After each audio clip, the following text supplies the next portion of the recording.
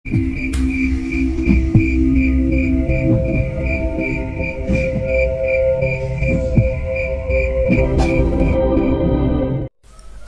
pergilah, biar kami yang menangani di sini, ucap Jaka sambil mengeluarkan senjata andalannya. Yada Subali mendekati Jaka, begitu pula dengan keempat Zirah yang kembali ke sisi Sinta. Terima kasih Bang Jaka, ucap Rizka, kemudian bersiap untuk pergi.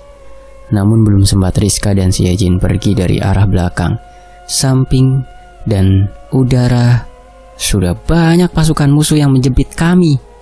Dari arah depan juga muncul ribuan pasukan yang dipimpin makhluk kuat setara iblis hitam dan api, dan satu sosok besar yang bermahkota Raja Marapi, ditambah ratusan kuntilanak juga menyertainya, mungkin puluhan kuntilanak hitam dan sebagainya. Kaliankah yang mengacau di wilayahku? Suara yang menggema membuat Rizka dan Putri menutup telinganya, ucap Raja Marapi. Raja Marapi bertubuh sangat besar, berwarna biru dan memegang tombak Trisula. Apapun alasan kalian tak akan bisa keluar dari sini.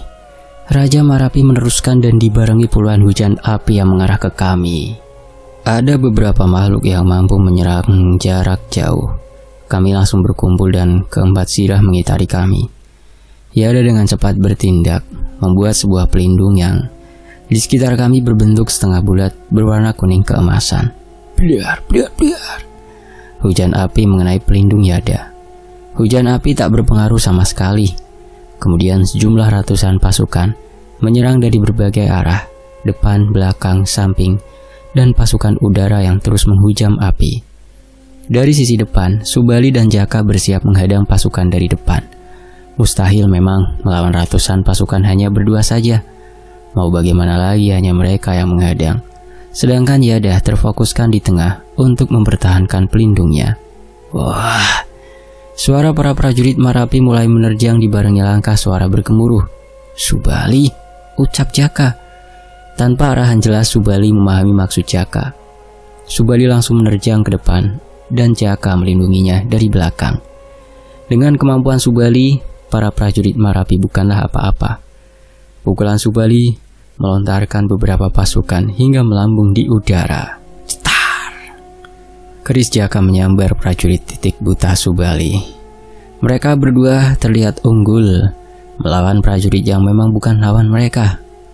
Namun iblis hitam menyerang ketika Subali sibuk menahan musuh.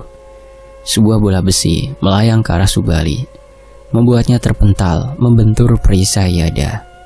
Di sisi lain, Siajin mengeluarkan kemampuan sebenarnya. Memang butuh waktu, tetapi adanya Yada yang melindungi sekitar, Siajin mampu melakukannya. Siajin mengucapkan sambil mengangkat tinggi-tinggi ombak goloknya. Tombak golok maksudnya. Dari langit terdengar ratusan ringkihan kuda perang beserta pasukan kahyangan. Wah! Sorak semangat seluruh ratusan prajurit kahyangan menerjang para makhluk yang menembakkan bola api hingga habis tak tersisa. Ratusan prajurit kahyangan mendarat tepat di depan Siajin dan turun dari kudanya. Pasukan Merapi pun berhenti menyerang. Perintahmu, Panglima. Seluruh pasukan bersemangat menunggu aba-aba dari Siajin. Lindungi kami. Hancurkan musuh yang mendekat. Perintah Siajin. Sorak seluruh pasukan kayangan dan membentuk formasi memutar. Pasukan Marapi terhenti. Namun raja dari segala makhluk yang ada di Marapi maju seorang diri. Dum, dum, dum. Suara langkah Raja Marapi. Tawa sang Raja Marapi seraya menghentakkan tanah dengan senjatanya. Hanya dengan pantulan getaran senjatanya membuat tanah bergetar hebat dan terjadi gempa sesaat. Belum reda getaran tersebut, sebuah tombak bermata tiga melayang dari atas ke arah kami. Prak, jedung, sak. Pelindung Yada hancur, namun Yada mampu menangkapnya dan terseret jauh mengenai pasukan kayangan dan membubarkan formasi. Jelas Yada terluka. Wah! Pelindung Yada hancur. Ribuan pasukan Marapi kembali menyerbu. Di sisi lain, Subali yang terpental terkena bola besi iblis hitam hanya mengalami luka ringan dan bangkit menghampiri Yada. Sedangkan aku dan Sinta masih belum bergerak. Begitu pula Sirah yang bersiap menghadapi ribuan prajurit yang menyerang dari segala arah. Jaka juga masih di posisinya. Seluruh prajurit, bersiaplah. Atur kembali formasi. Siejin perintahkan prajuritnya yang terpecah terkena benturan Yada. Wah! Para prajurit kayangan bersorak dan kembali ke posisi semula. Tombak Trisula Raja Marapi melayang kembali kepada tuannya dan hendak membentur formasi prajurit yang baru saja terbentuk. Terang! Dengan cepat Siejin menahan tombak Trisula tersebut dan membuatnya terlempar ke udara dan kembali ke tangan Raja Marapi. Ribuan prajurit Marapi semakin mendekat. Posisi Yada dan Subali yang jauh dari kami sudah terkepung begitu banyak pasukan Marapi. Yada yang terluka parah tak bisa untuk melawan. Hanya Subali seorang yang melindunginya. Subali mati-matian melindungi rekannya. Dengan kemampuan Subali, para prajurit Marapi tak mampu menjangkau mereka. Dan tibalah sosok kuat kekar dan menyeramkan berbulu abu-abu dan bertanduk seperti iblis hitam dan api. Sosok berbulu tersebut juga salah satu pimpinan dalam sebuah pasukan. Sebut saja Iblis Bara. Iblis Bara menerjang Subali. Mereka beradu pukulan hingga para prajurit Marapi mundur, takut terkena dampak serangan mereka. Yada berusaha bangkit dan mencoba untuk bertahan dari serangan para prajurit Marapi. Yada hanya menjadi bulan-bulanan, namun tubuh Yada yang keras tak membuatnya berdampak serius. Jaka melihat dari kejauhan, Yada dan Subali tengah terpojok dan kapan saja mereka bisa tumbang. Jaka hendak menghampiri mereka sambil menyambar musuh yang menghalangi jalannya. Aku dan Sinta mendekati Jaka sambil Sinta membersihkan jalan. Jaka, tetap di tempatmu, kataku sambil melirik Sinta. Sinta memahaminya dan perintahkan Siri dan Suru untuk menyusul Yada dan Subali. Yada sudah di ambang batasnya. Semakin lama Yada tak mampu untuk bertahan. Serangan bertubi-tubi para prajurit Marapi membuat Yada semakin tak berdaya dan membuat Yada hampir tergeletak. Subali tak bisa apa-apa. Serangan Iblis Bara membuat Subali tak bisa melindungi Yada. Sebelum keadaan fatal menimpa Yada, serak, serak, kedua Sirah mencincang seluruh prajurit yang mengepung Yada. Keadaan memaksa kedua Sirah melepaskan jubah mereka. Seluruh pasukan Iblis Bara terhenti, bergerak, memandang kemolekan tubuh kedua Sirah Siri dan Suru. Ketika wujud mereka diperlihatkan, pergerakan mereka jauh lebih cepat dan mematikan. Pasukan biasa tentunya tak akan mampu menahan pesona Sirah dan membuatnya mematung. Jangankan para prajurit Marapi, Yada yang tengah hampir tumbang saja ikut terpana dengan tubuh indah kedua Sirah. Mungkin saat itu karena Yada dalam keadaan lemah, dia menjadi tidak bisa mengontrol dirinya sendiri. Dalam sekejap, kedua Sirah membantai prajurit di sekitar yang berhenti bergerak mematung karena tersihir oleh keindahan tubuh Sirah. Iblis Bara menjadi sedikit lengah melihat kedatangan Sirah hingga pukulan Subali tepat mengenai dada Iblis Bara dan berlubang.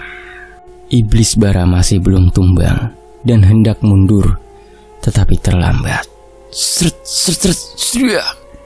Kedua Sirah mencabik-cabik Iblis Bara dan tercincang.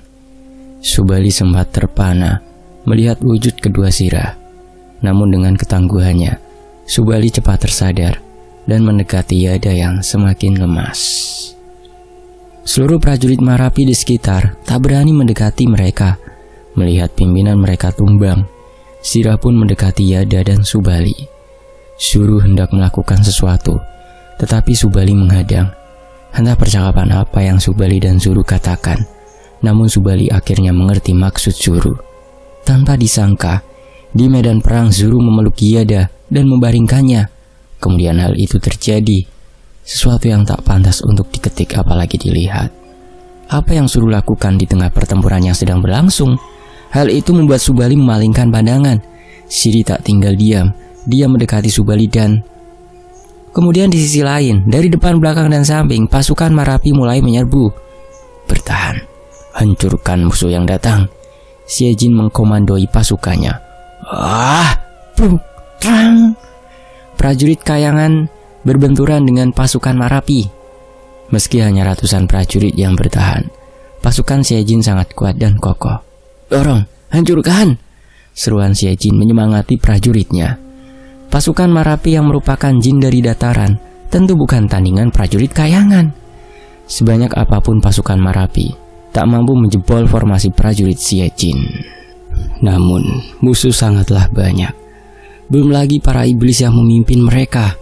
Beruntung ada Sira dan Sire yang menghadang pimpinan pasukan Marapi.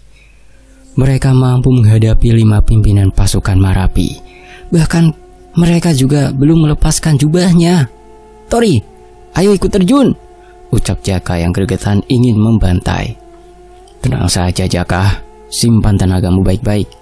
Sosok besar yang di sana yang belum bergerak," kataku sambil menunjuk ke Raja Marapi. Jaka paham maksudku. Jika semua kelelahan, kita akan celaka. Rizka dan Putri yang belum pernah menyaksikan pertempuran sebesar itu membuat mereka ketakutan. Ini akan menjadi pengalaman terbesar bagi mereka jika kami bisa berhasil lolos. Yada, Subali, dan kedua Zirah sangat jauh. Entah apa yang mereka lakukan jauh di belakang sana. Namun belum lama aku bicarakan mereka. Dari arah belakang, pasukan Marapi tercerai-berai. Prajurit Marapi beterbangan terkena gemburan Yada, Subali, serta Siri dan Suru. Serangan mereka sangat kompak dan kuat. Seharusnya Yada cedera parah dan Subali juga terluka. Namun kondisi mereka seakan tak pernah terluka sedikit pun. Subali menggembur dan meratakan pasukan musuh, diimbangi kedua Zirah yang melindunginya dari kiri dan kanan, serta Yada yang berada di depan menahan serangan. Kombinasi mereka cukup hebat. Tak butuh waktu lama, mereka berempat hampir membantai seluruh pasukan musuh yang berada di belakang kami. Terlihat raut muka mereka sangat menikmati pertarungan. Ada apa dengan mereka?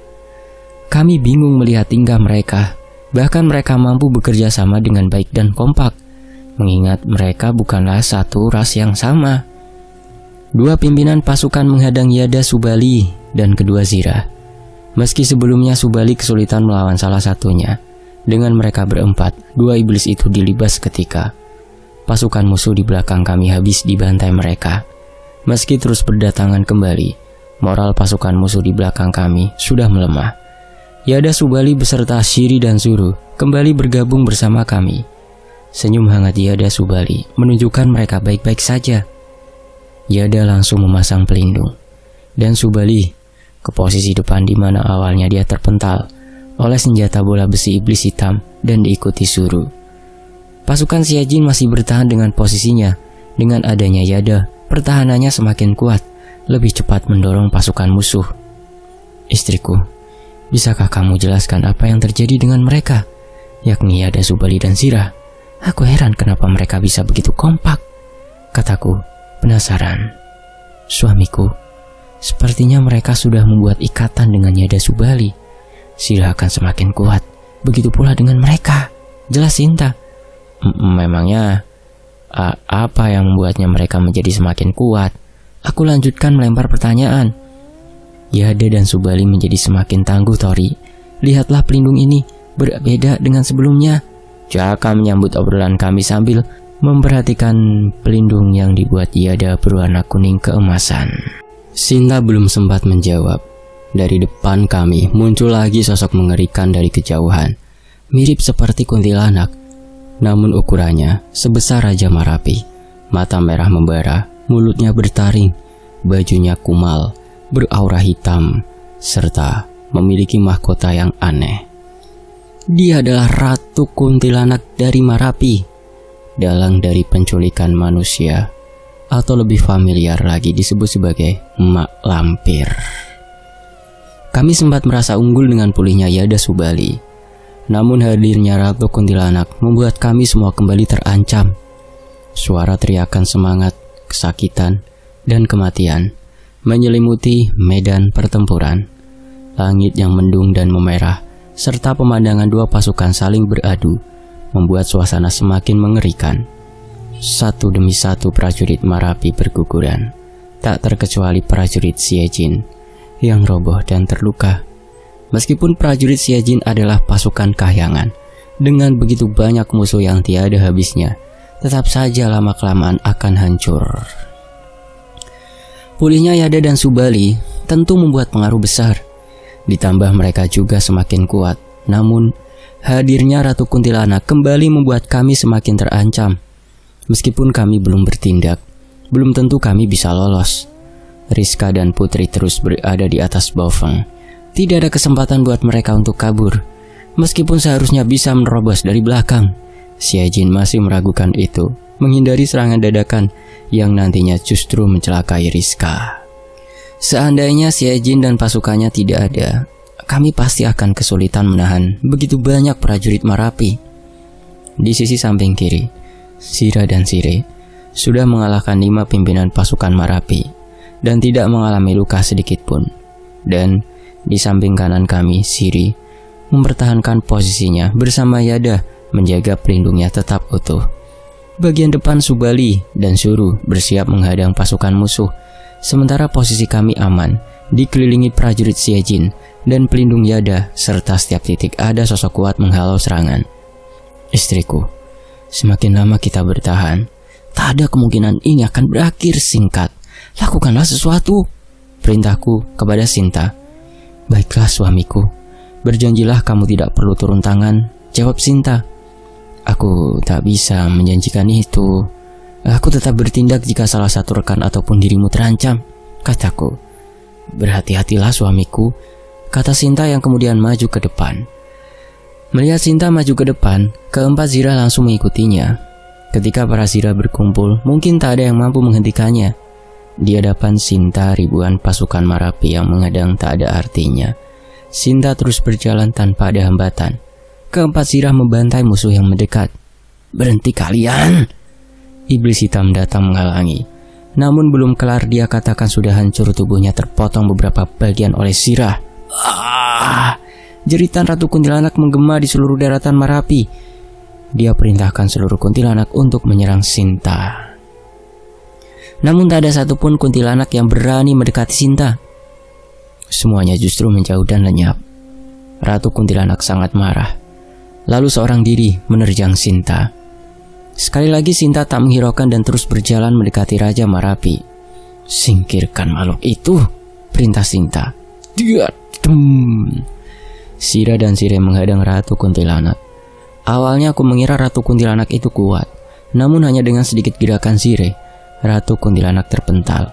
Tidak diketahui kapan Sire menyerang. Bisakah kita bicara Raja Penghuni Marapi? Sinta katakan, dan tepat berdiri di depan Raja Marapi. Siapa kau? Berani bicara seperti itu? Jawab Raja Marapi yang tidak tahu apa-apa tentang Sinta. Sinta memang dalam kondisi menekan penuh kekuatannya. Karena Sinta tak ingin aku tertekan dengan aura kesaktiannya. Meskipun sebetulnya itu lagi berpengaruh padaku.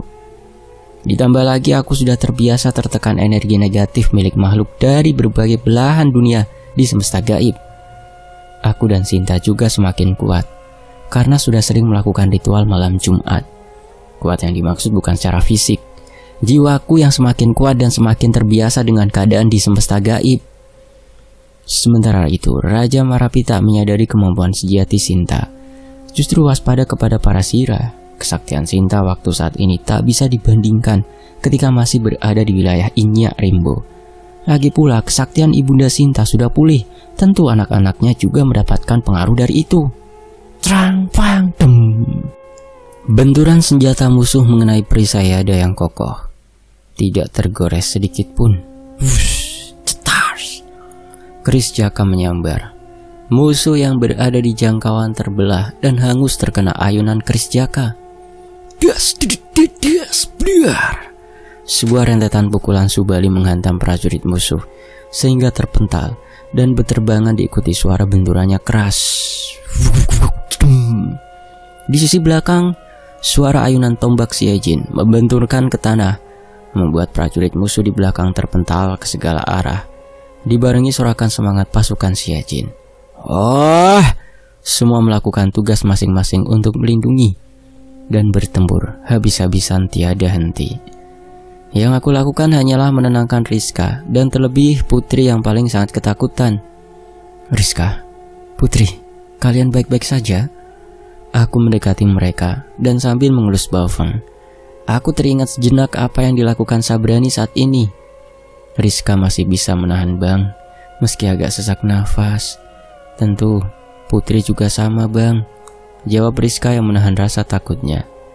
Yang Rizka alami itu adalah kondisi yang normal. Dia masih belum terbiasa dengan dunia jin. Awal-awal aku pun juga merasakan hal yang sama, meskipun aku lupa kapan itu terjadi. Sementara itu, Ratu Kuntilanak atau Mak Lampir itu sebenarnya adalah manusia yang menjelma menjadi siluman. Sirah, Sirah, Sire. Siri bertanduk 1, Suru bertanduk 2. Siri dan Suru adalah kakak adik, sedangkan Sira dan Sire masih belum diketahui. Di saat semua bertahan dan menyerang pasukan musuh, aku hanya diam menonton sambil berada di dekat Rizka dan Putri. Tidak perlu khawatir, nanti akan terbiasa. Kau dan Putri terasa sesak nafas, bukan karena suasana di sini, karena kalian takut saja. Semakin kau takut, kau akan semakin terbebani. Cobalah untuk tenang, kataku kepada mereka berdua. Jediar!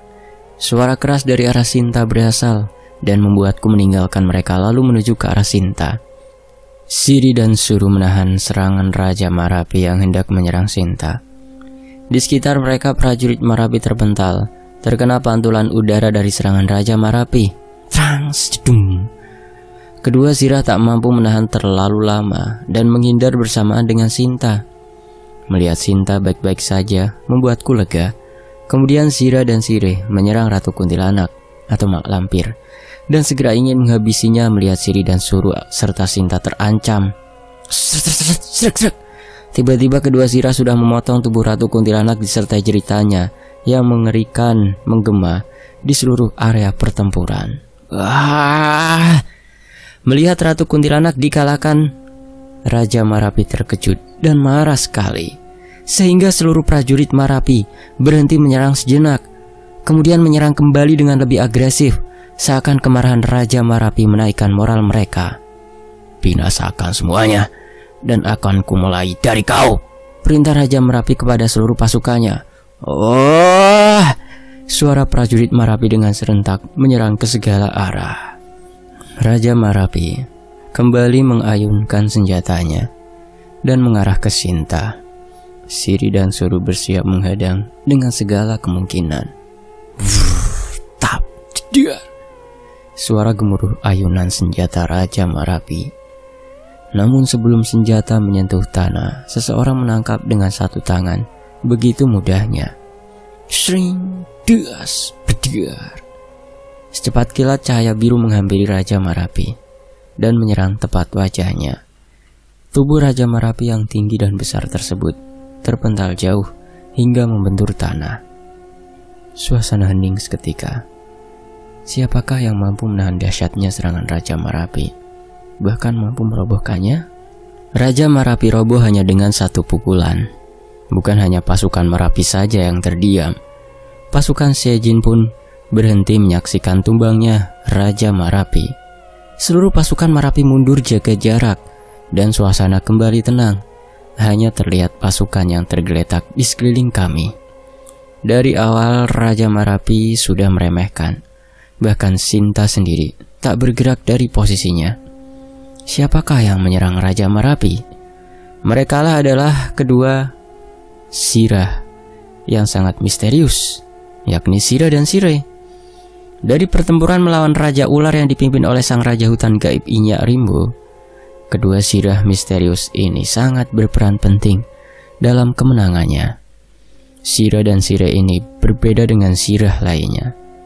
Dari segi kekuatan maupun cara mereka mengeluarkan kemampuan sejatinya, Siri dan Suru akan jauh lebih kuat apabila mereka membuat ikatan dengan lawan jenis. Tetapi Sirah dan Sire ini hanya ketika marah saja, serta akan menjadi mimpi buruk lawannya apabila sampai melepas jubahnya. Mereka akan terus-menerus menyerang musuh hingga musuhnya mati atau hingga Sirah sendiri yang mati. Nona, Anda baik-baik saja? Siajin berlari mengambil Rizka. Aku baik-baik saja, Siajin, jawab Rizka. Rizka, kalian pergilah dulu. Suasana sudah tenang. Tak bagus juga berlama-lama meninggalkan tubuh kalian. kataku. Benar Nona, mari segera tinggalkan tempat ini, ucap Syejin. Bang Tori, Bang Jaka, hati-hati, Rizka duluan ya. Terima kasih, sampaikan juga untuk Putri Sinta, kata Rizka kemudian terbang bersama Pao Feng. Rizka dan Putri meninggalkan kawasan kerajaan Marapi bersama Syejin dan diiringi ratusan prajuritnya. Aku dan Jaka menghampiri Sinta, diikuti Yada dan Subali. Cedung, cedung, bliar. Sira dan Sire tidak terlihat wujudnya seperti apa, hanya berhenti sejenak dan menyerang kembali Raja Marapi tanpa ampun. Dentuman keras terdengar terus-menerus, tak ada sedikit pun waktu untuk Raja Marapi untuk membalas.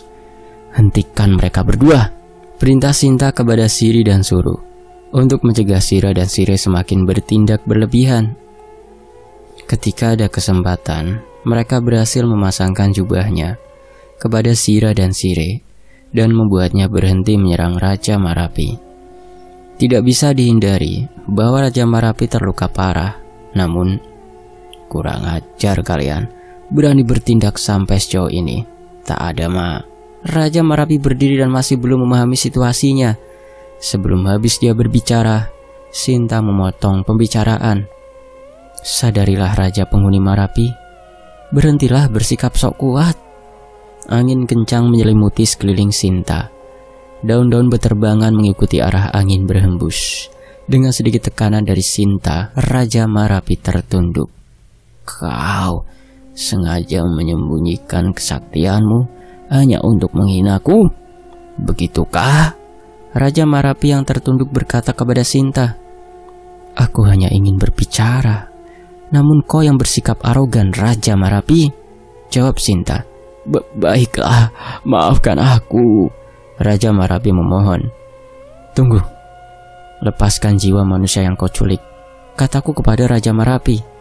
Bukan aku yang bertindak menculik jiwa-jiwa manusia itu, Mak Lampir yang merencanakannya, jawab Raja Marapi. Woi, bukannya kau menyetujuinya juga makhluk besar, sahut Jaka. Benar, namun Mak Lampir telah musnah, dan aku berjanji tidak akan mengganggu atau menculik jiwa manusia lagi, ucap Raja Marapi menyesalinya. Baiklah Raja Marapi, kami akan pergi dan tak akan membuat keributan lagi di wilayahmu. Namun bagaimana dengan jiwa manusia yang kalian tangkap sebelumnya? Kata Sinta. Itu sudah di luar pengawasanku dan jauh dari wewenangku. Tetapi aku akan mencarinya dan membebaskannya jika itu mungkin, jawab Raja Marapi meyakinkan. Baiklah Raja Marapi, kami berjanji tidak akan berbuat masalah lagi di kawasanmu, ucap Sinta, dan kami segera meninggalkan wilayah Gunung Marapi. Untuk manusia yang sudah diculik Ratu Kuntilanak sebelumnya, aku tidak tahu seperti apa nasibnya. Kami berada di kawasan Marapi kurang lebih mungkin 1-2 hari, kurang lebih hanya 2 jam di dunia manusia, dan misi kami di Gunung Marapi selesai. Setelah kejadian itu, Putri dengan sendirinya terbuka mata batinnya dan mampu merasakan atau melihat makhluk halus. Dan bagi Rizka sendiri, tentu dia semakin peka dan lebih mengenal sosok pelindungnya, Syejin. Beberapa bulan berlalu, pertemuan yang tidak diduga antara Putri dan Roni. Saat itu mereka menikah, dan Mbak Kun, Neni, ditempatkan di Gunung Marapi. Saat ini aku yakin insya Allah tidak akan pernah ada lagi para pendaki di Marapi akan tersesat. Namun tetaplah jaga sikap dimanapun kalian berada. Setelah kami kembali di tempat masing-masing, pagi harinya Jaka datang ke kontrakan. Tori, bagaimana? Jadi mau ke Danau Toba? Ucap Jaka. Aku jadi tidak ada minat Jaka. Sudahlah istirahat dulu, sehari lagi. Nanti kita pikirkan besok mau kemana, kataku. Sesaat kemudian Rizka menghubungiku, menanyakan bahwa dia tidak jadi ikut ke Danau Toba, ingin langsung pulang ke Jawa. Kebetulan juga kami memang membatalkan niat kami ingin ke Danau Toba. Banyak obrolan yang kami katakan. Rizka minta alamat rumah kontrakanku. Sebelum dia pulang, Rizka ingin berkunjung. Pagi hari berikutnya, Jaka menjemput Rizka. Dia tidak perlu datang sendiri ke kontrakan. Assalamualaikum bang. Rizka mengucapkan salam. Waalaikumsalam. Kamu sendirian? Kemana Putri? Kataku. Putri ada urusan di kampusnya bang, jawab Rizka lalu menjelaskan maksudnya. Malamnya setelah Rizka menghubungi aku, Putri terlihat mulai aneh.